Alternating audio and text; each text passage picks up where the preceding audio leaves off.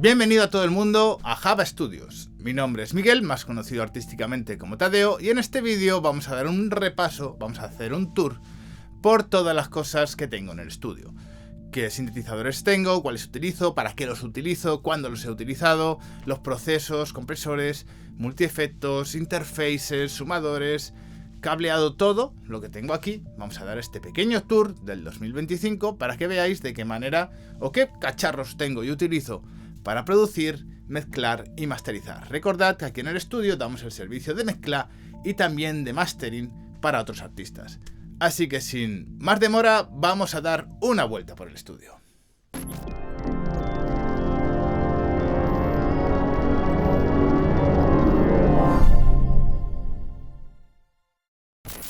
Comenzamos por esta parte de arriba. Aquí podéis ver varios teclados y el primero es un Yamaha DX7 2D. Este sintetizador trabaja en base a síntesis FM y lo he venido utilizando en multitud de temas. Todos los trabajos que hice para Axis tienen este sinte, muchos de Anode Intelligence también lo tienen y algunos que hice para Token también lo tienen. El siguiente es un Roland D50. En esta ocasión esto no es síntesis FM, ahora es lineal aritmética. Y yo lo he venido utilizando sobre todo en los trabajos de Token y non-series. En esos trabajos podéis escuchar mucho a este sintetizador. Aquí abajo tengo a otro sintetizador de FM, en esta ocasión el Korg OP6. Y la diferencia entre el OP6 y el DX7 es que básicamente este es más antiguo que el OP6 es más nuevo. Y aquí tenemos como un control bastante, vamos a decir, a la vista de todo lo que podemos hacer. O sea, tenemos controles para todo. Sin embargo, en el DX7 no tenemos knobs, ni fader, ni cosas por el estilo. Tenemos un montón de botones por el cual navegamos entre menús y seleccionamos opciones y todo lo que necesitemos. De ahí que se diga que la síntesis FM es complicada. En realidad no es complicada. En este tipo de sintetizadores se hacía muy tediosa y muy lenta. Sin embargo, en estos más actuales está todo a la vista y podemos moldear el sonido de una manera, vamos a decir, mucho más cómoda. Por ahí detrás se puede ver un DX21, también de Yamaha, también síntesis FM. Y como podéis ver, aquí tengo 1, 2 y 3 diferentes sintetizadores de FM.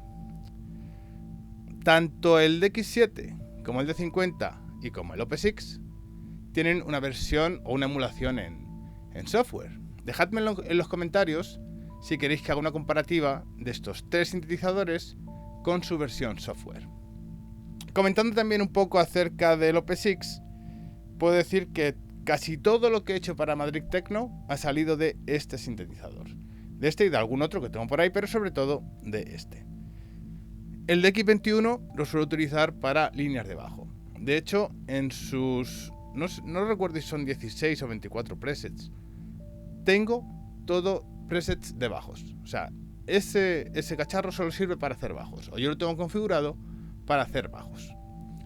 Con ese tendría sonidos muy limpios, muy, vamos a decir, de ciencia ficción.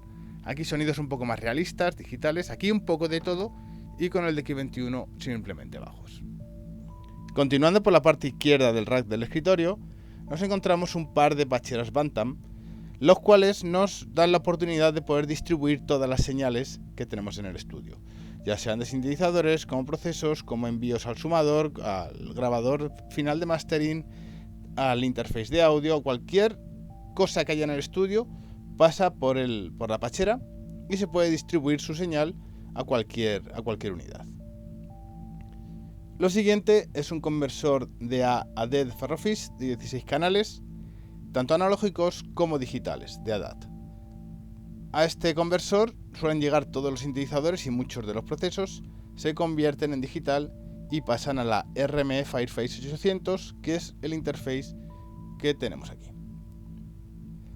A continuación nos encontramos con el sumador Dangerous 2 Bass Plus de también 16 canales, y este sumador lo suelo utilizar a la hora de realizar una mezcla. Todas las mezclas pasan por el sumador antes de grabarse en la unidad Tascam. Sinceramente, a veces elijo la mezcla de Pro Tools y otras veces la mezcla del sumador. Todo depende del tipo de música, como le siente el sumador, o qué resultado final obtenemos con uno y otro. No es que uno sea mejor que otro, son un poquito distintos, pero siempre tiene que prevalecer el buen gusto antes que decisiones puramente técnicas. En siguiente posición tenemos un delay digital, un TC Electronics D2, que está conectado por SPDIF al interface de audio. Me gusta tenerlo conectado por SPDIF porque me da una señal limpia, muy limpia, es digital, pero también es muy limpia. Y para un delay yo prefiero que la señal sea muy limpia, ya que así el resultado de las repeticiones no va a incluir ruido y no va a incluir a lo mejor pequeñas variaciones que en este caso no me interesa tener. Si es cierto que en muchas ocasiones tener un delay que no sea exacto es bueno para generar espacio, pero en este caso me gusta tener una unidad que controle muy bien las repeticiones para poder tener el control absoluto sobre el delay que está haciendo. Continuamos por la parte inferior del rack izquierdo del escritorio. Aquí tenemos un DSP de Universal Audio, básicamente para manejar plugins, algunos discos duros, y aquí tenemos un Lexicon MPX1. Esto es un multiefectos modular en el cual nosotros podemos setear diferentes efectos y colocarlos en serie. Podemos organizar la situación de cada uno de esos efectos en la cadena. A lo mejor podemos poner primero un delay, luego una reverb, una modulación, o invertirlos. Primero la modulación, luego el delay, después la reverb. Tenemos también una ecualización, chorus y un pitch. Entonces, con estos 6 efectos, 6 efectos, pitch, chorus, EQ, modulación, delay y reverb, podemos generar un abanico amplio de efectos. A continuación, dos diferentes emulaciones de los compresores 1176 Durey, en esta ocasión los de la casa Warm Audio, que a mí me suenan bastante bien, y dedico uno para el bombo y otro para la caja o las palmas. Debajo tengo otro compresor, un DIR, este fue un regalo de un amigo, y es un compresor que no suena muy limpio, pero me funciona bastante bien para los elementos sostenidos de cuerdas y cosas así, pads y cuerdas. Cuando quiero, en vez de hacer que suenen muy definidos, cuando quiero apagarlos un poquito, los paso por aquí y automáticamente cogen una textura y un carácter bastante bonito. Debajo tengo un delay de cinta, un Watkins Copycat, que es un delay de cinta estándar, en el cual tenemos una cinta que va girando. Podemos decir cuántos cabezales van a influir en la lectura del delay. Es un delay mono, pero lo interesante de este delay es que podemos modular el tiempo de la repetición a mano. Podemos meter la mano en el motor y cambiarlo, sobre todo para frenarlo, cambiar un poquito las entradas, dar un poquito de saturación y generar unas texturas que no se consiguen con, por ejemplo, con el delay que vimos antes, con el D2. Ese era digital y ese es puramente analógico. Entonces, con uno tendría el control preciso y digital, y con este tendría un control más analógico e impreciso. Debajo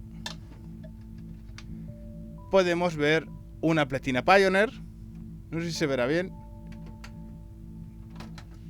una pletina antigua para tener cintas,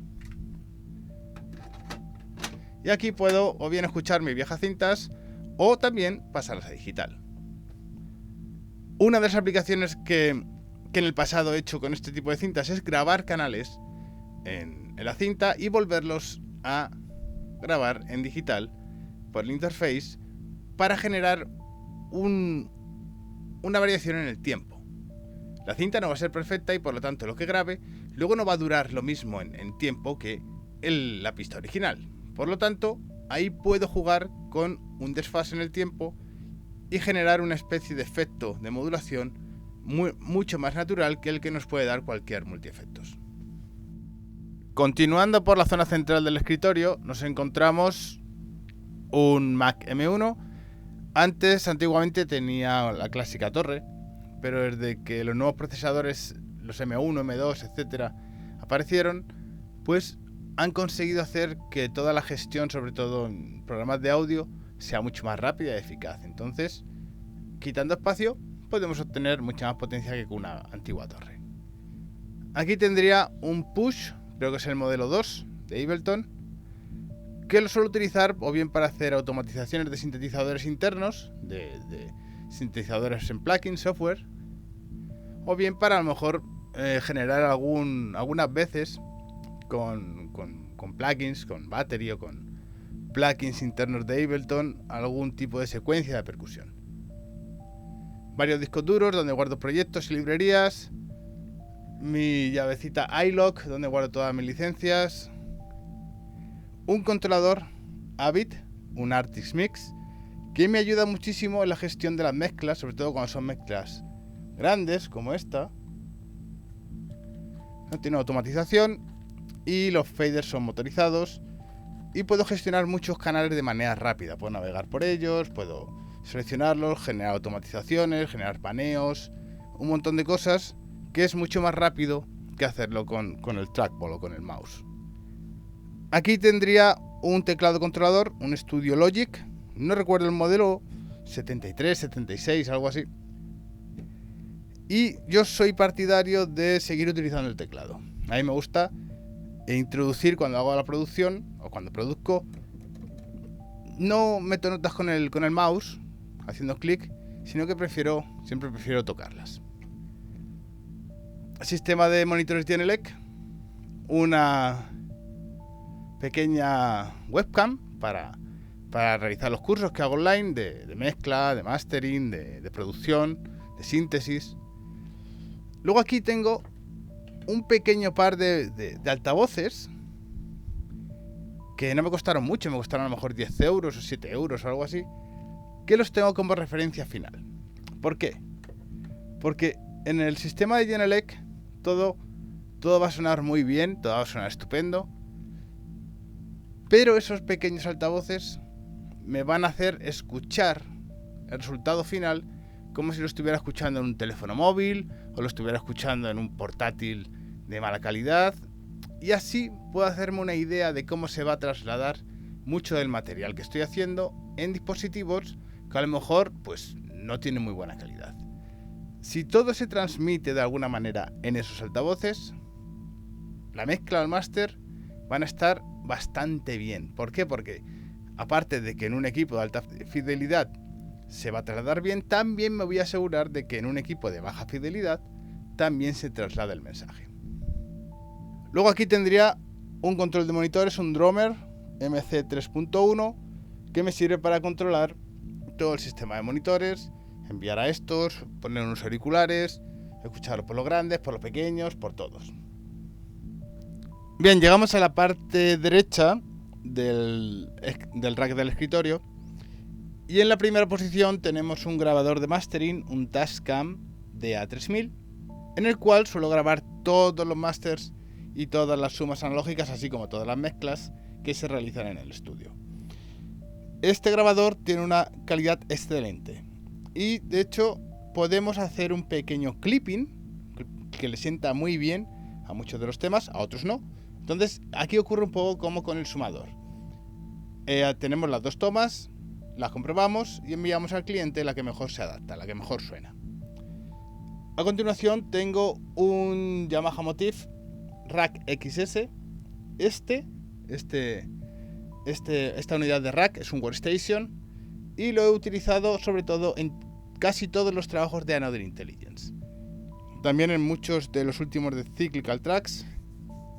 Y siempre de alguna manera he hecho mano de él. Mucho del álbum de Nos Series sale de aquí. Mucho de Token también sale de aquí.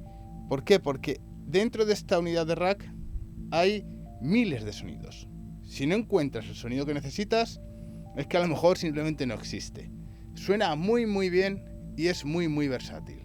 Entonces yo a todo el mundo le recomendaría tener un workstation en el estudio para poder echarle mano. Si necesitas sonidos realistas, los tienes. Si necesitas sonido de síntesis, los tienes. Si necesitas atmósferas y cosas complicadas, las tienes. En estas unidades de rack puedes encontrar multitud de sonidos para diferentes estilos. De hecho, puedes hacer casi cualquier estilo con esta unidad de rack. A continuación tengo una antigua Motu 828 MK2, la cual está en desuso básicamente porque está estropeada y la tengo simplemente ahí de recuerdo. Entonces está ocupando un espacio que simplemente viste un poquito el rack y ya está. En el momento en el cual necesite una unidad de rack, obviamente esto irá afuera y será ocupada por un nuevo usuario. A continuación tengo un antiguo DSP de Solid State Logic, un duende, que aunque ahora mismo no lo uso, sí lo mantengo ahí por si tengo que rescatar alguno de los antiguos proyectos con los que se trabajó con este DSP. En la siguiente posición tenemos una reverb de Sony, una R7. Es una reverb de los años 90 y a mucha gente yo les recomiendo este tipo de reverbs porque suenan muy bien, muy limpias, suenan muy prístinas y nos dan un carácter muy realista. Nada que ver con ningún plugin. Otra reverb a continuación, en esta ocasión de muelles, una Foxtex, el modelo 3180, y suena bastante bien para generar espacio y me gusta muchísimo. El último slot de este rack lo ocupa un Lexicon MPX100. Si antes vimos el MPX1, esta es la unidad, vamos a decir, barata de la versión del MPX1. Aquí no podemos encadenar en serie diferentes efectos, pero sí tenemos una serie de efectos preestablecidos, los cuales suenan, vamos a decir, aceptables. No es que sea un sonido bastante bueno, pero si queremos un sonido un pelín turbio que esconda las cosas y a la vez genere un efecto, esta unidad nos puede servir bastante bien para ello. Aquí, dependiendo de los estilos que estemos manejando, nos será útil o no nos será útil para nada. Rack inferior derecho del escritorio. Aquí tengo un Emu Streamlit. Esto es un Rompler cargado de todos sonidos de los 90, finales de los 90, principios del 2000, bueno, es noventero. Y si queremos sonidos rave, sonidos techno, sonidos house clásicos, aquí están casi todos contenidos. A continuación, un viejo Akai S5000, el cual me gusta mucho para a veces ampliar cosas. Mucho de algunos temas de Madrid Techno han pasado por aquí, muchos sonidos se han creado, ampliando cosas y pasándolos por aquí, aplicándoles diferentes filtros y diferentes procesos, para sobre todo obtener el característico sonido de las viejas unidades de Akai. Aquí tengo un previo, un preamp, un Kalima de Tierra Audio, que suelo utilizar para grabar o bien algunos bajos o algunas percusiones que vienen de la TR8. Esto no es nada, un panel ciego. Aquí tengo una vieja Ultraflex de Behringer. Esto no sé de dónde salió. Recuerdo que una vez en el anterior estudio, alguien dejó esa unidad por ahí y nunca volvió a recogerla. Entiendo perfectamente por qué nunca volvió a recogerla, pero bueno, ahí está. Quizás vistiendo un poquito o sirviendo de soporte para algo, pero ahí la tengo. La verdad es que no la he utilizado nunca. A continuación, un viejo Caddy que corresponde a la Akai y un disco duro de 1 GB que también corresponde a la Akai. 1 GB, debajo tengo un viejo Sony Betamax, un vídeo, en el cual en algunas ocasiones he grabado algunas pistas para generar una compresión natural de la cinta. La cinta obviamente no tiene el mismo rango que tiene el digital y en muchas ocasiones aplasta el sonido de una manera bastante bonita. Luego por aquí tengo algunos libros. Siempre me gusta tener algunos libros de teoría musical para echarles un vistazo cuando necesito descansar los oídos.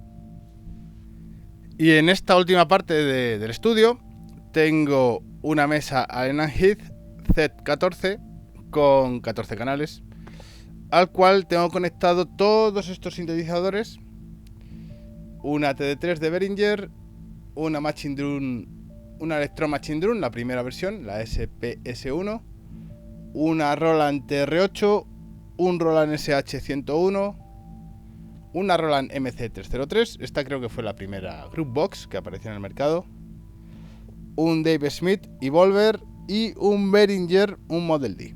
Por aquí tengo una guitarra también, algunos instrumentos. Y haciendo un repaso, bueno, también tengo un iPad con algunos sintes que también está conectado aquí a la mesa y le llega información MIDI. Dando un pequeño repaso de qué he utilizado cada cosa. La TD3 la he utilizado, es una adquisición más o menos reciente, y la he utilizado para algunos temas de Madrid Techno. La Machine Drum la suelo utilizar como percusión secundaria. La principal suele ser siempre la TR8. El Roland SH101 me gusta mucho para los subgraves. Grabar subgraves de esa máquina no tiene nada que ver con crearlos con un synth software, aunque en esencia es lo mismo, ¿no? Una onda senoide, pero tiene un carácter diferente. La MC303, una Group Box, vamos a decir, con sonidos no de muy buena calidad, pero que de alguna manera a mí me resultan muy útiles. Como curiosidad, el filtro se rompió y le puse un potenciómetro nuevo y no funciona, no suena igual que originalmente, pero tiene un carácter distinto y hace que esta Group Box no suene como el resto. De alguna manera está fallando el filtro y da una característica peculiar. De hecho, esta Group Box la he utilizado mucho en Cyclical Tracks. El EP llamado Futurism está casi el 90% hecho con esta Group Box. David Smith Devolver, un synth que es extraño, suena con mucha saturación, se pueden hacer sonidos muy diferentes al resto de sintetizadores, a veces difícil de controlar, pero con una personalidad muy grande. Another Intelligence, Non-Series, Madrid Techno, también el Evolver. Y el Model D, la versión de Behringer, aunque mucha gente dice que no suena bien, yo le he sabido sacar bastante utilidad. Muchos de los últimos temas de Madrid Techno también son el Model D de Behringer. Todo esto conectado a la Lennon-Heath, y de la Lennon-Heath va directamente a la Fireface RME. Y hasta aquí llegamos con esta pequeña vuelta, este pequeño tour, para ver las cosas que suelo utilizar dentro del estudio. Obviamente no he enseñado todas, ha habido algunos instrumentos, algunos pedales, algunos efectos, micros, compresores que no he enseñado en este vídeo, así que eso lo dejaré para un vídeo que haremos más adelante. Así que muchas gracias y que paséis todos un buen día.